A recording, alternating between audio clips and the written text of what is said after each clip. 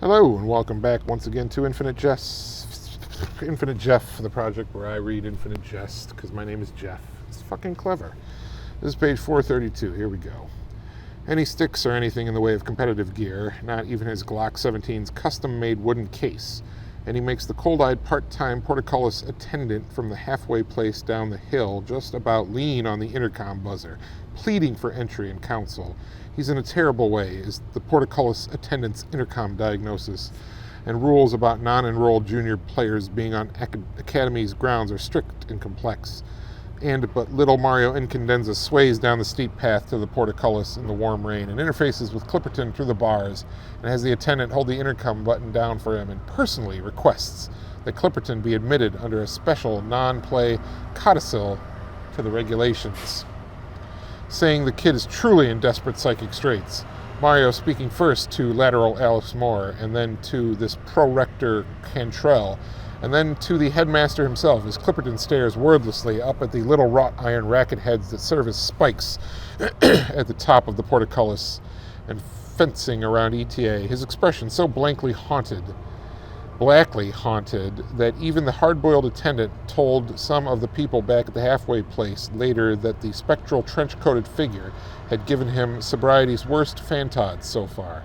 And J.O. Incandenza finally lets Clipperton in over Cantrell's and then Shit's vehement objections when it's established that Clipperton wants only a few private minutes to obtain the counsel of Incandenza Sr. himself, of whom I think we can presume Mario's spoken so glowingly to Clipperton. And Incandenza, while not quite strictly sober, is lucid, and has a very low melting point of compassion for traumas connected with early success. And so up goes the portcullis, and the Clipperton and the two Incandenzas go at high noon up to an unused top-floor room in subdorm C of East House, the structure nearest the front gate, for some sort of psycho-existential CPR session or something. Mario has never spoken of what he got to sit in on, not even at night to Hal when Hal's trying to get to sleep.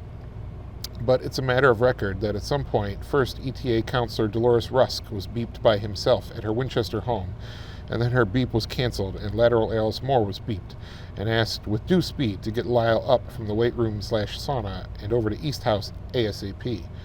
And that at some point while Lyle was de-lotusing from the dispenser and making with his sideways lateral Alice to this emergency-type huddle, at some point in this interview, in front of Dr. James O. Incandenza and a Mario whose tiny borrowed head clamped Bolex H-28, Incandenza required Clipperton to consent to having digitally record the whole crisis conversation to protect ETA from ONTA's Kafkaesque rules on unregistered recipients of any sort of counsel at U.S. academies. At some point, with Lyle in transit, Clipperton pulls out of various pockets in his wet, complicated coat an elaborately altered copy of NAJT's bi-weekly ranking report, a sepia snapshot of some whey-faced Midwestern couple's wedding, and the hideous, blunt-barreled Glock 17 9mm semi-automatic, which even as both. Okay, that was page number 432 of Infinite Jest. Have a good night.